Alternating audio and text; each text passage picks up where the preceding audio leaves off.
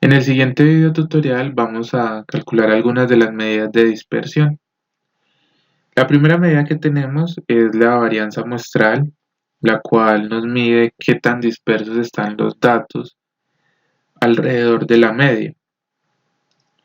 Es importante aclarar que las unidades de medida de la varianza son unidades al cuadrado, lo cual a la hora de la práctica puede dificultar su análisis. Por ejemplo, si obtenemos dinero al cuadrado o ingresos al cuadrado, pues dimensionar estas unidades hacia el cuadrado pues, puede generar confusión. Es por eso que aparece la desviación estándar.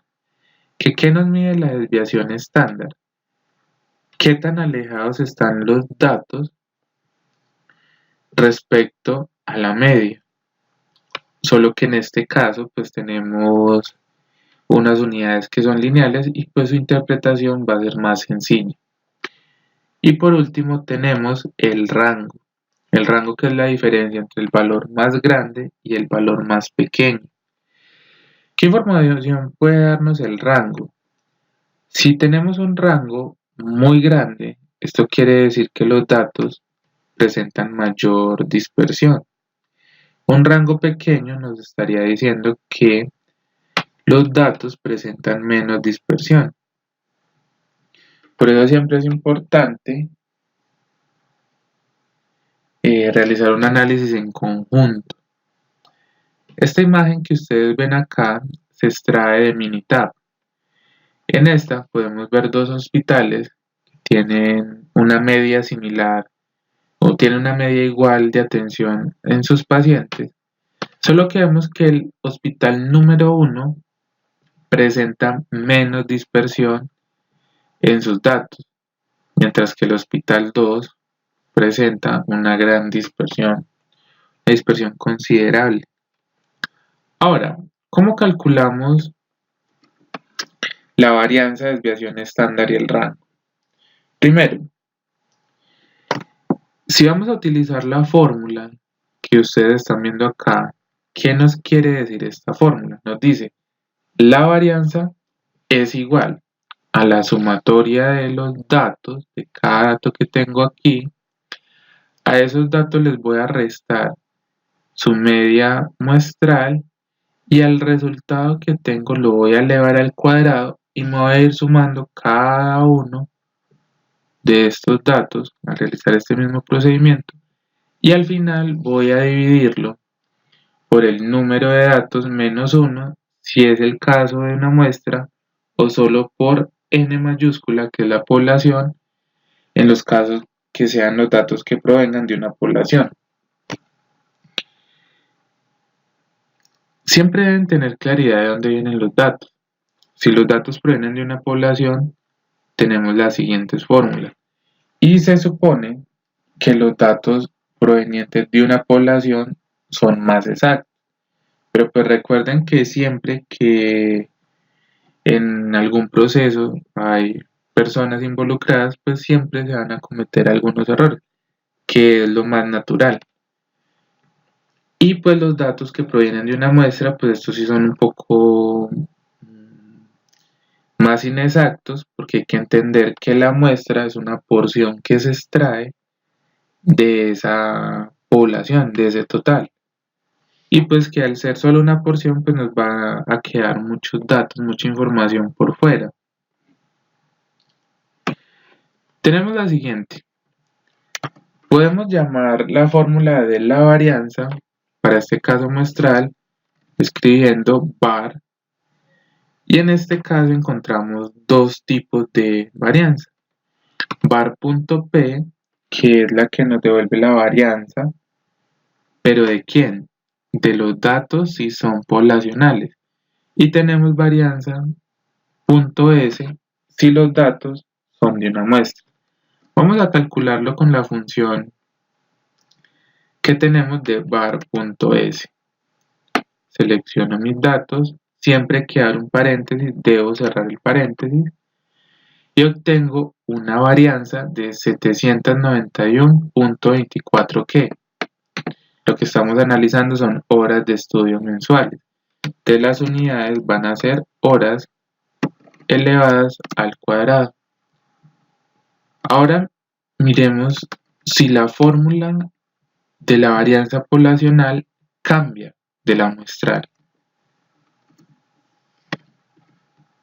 Entonces selecciono var.p, porque ahora voy a decir que mis datos son de una población, cierro paréntesis, y como pueden observar, el dato de la varianza, el valor que tiene la varianza, si proviene de una población o de una muestra, van a ser siempre diferentes. Y tiene sentido si observamos las fórmulas. Como vemos aquí en el denominador, si es muestral, se le va a restar n-1. En cambio, si la varianza es poblacional, pues solo se va a dejar n. Ahora, ¿cómo calculamos la desviación estándar? Como pueden observar, la desviación estándar es muy similar a la fórmula que tenemos de la varianza. ¿En qué cambia? Que la s en este caso está sin el cuadrado y que aparece una raíz cuadrada a la fórmula que estábamos realizando. ¿Esto qué quiere decir? Que si tengo la varianza y saco raíz cuadrada de la varianza, voy a obtener la desviación estándar. Para este caso, sus unidades son horas.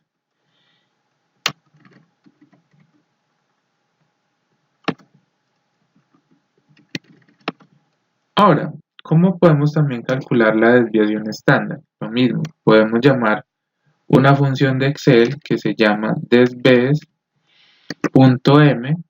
que los datos que estamos trabajando son de tipo muestral en este caso, o si fueran poblacionales, sería desves.p. Y nuevamente seleccionamos todos los datos. Cierro paréntesis. Y como pueden observar, los valores son iguales. ¿Qué quiere decir eso? Que con solo tener una de ellas, sea desviación estándar o varianza, encontraré la otra. Si el caso fuera al contrario, tengo la desviación estándar y necesito la varianza, pues lo único que yo haría sería elevar a la potencia 2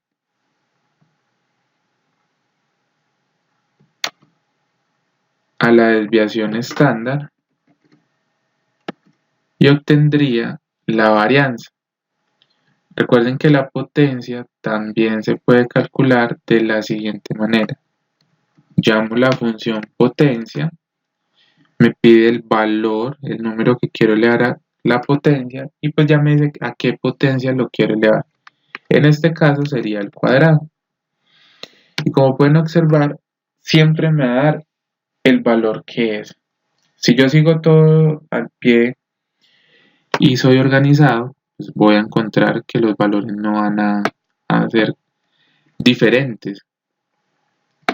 Y pues dependiendo lo que se esté analizando o si estamos en un examen, pues esto nos ahorra mucho tiempo. Ahora miremos, nos dice el rango. Nos dice, tome el valor más grande y réstele el valor más pequeño. Para esto tenemos las siguientes funciones. Tenemos más, que nos daría el valor más grande de los datos que tenemos. Y tenemos la función min, que nos regresa el valor más pequeño. Entonces, en este caso, el valor más grande es de 99 horas y le voy a restar el valor más pequeño que es de 11 horas. Importante, nunca olvidarse de las unidades de medida. Como pueden observar, hemos calculado las medidas de dispersión y pues les hemos dado un análisis. Porque es que a veces lo que nosotros hacemos es volvernos muy mecánicos y analizar los datos, y no analizar los datos. Lo único que hacemos es calculamos y listo. La desviación estándar es esto, la varianza es esto, el rango es esto. Pero lo importante siempre va a estar en, listo, obtengo el dato, tengo el indicador, obtengo cualquier cosa que esté calculando y listo, ¿qué información me suministra? Venga, lo que acabo de hacer, ¿para qué me sirve? ¿Cómo me ayuda? ¿Qué información me suministra? Y pues en este caso vemos que en sí la medida más útil va a ser la desviación estándar, al mostrarnos qué tan dispersos están los datos respecto a la media. En futuros temas vamos a ver cómo hacemos uso de la desviación estándar para aplicar la regla empírica. Y vamos a ver qué análisis se pueden sacar a partir de qué significa estar a más o menos una desviación estándar, dos desviaciones estándar o tres de la media. Espero les haya gustado. Gracias.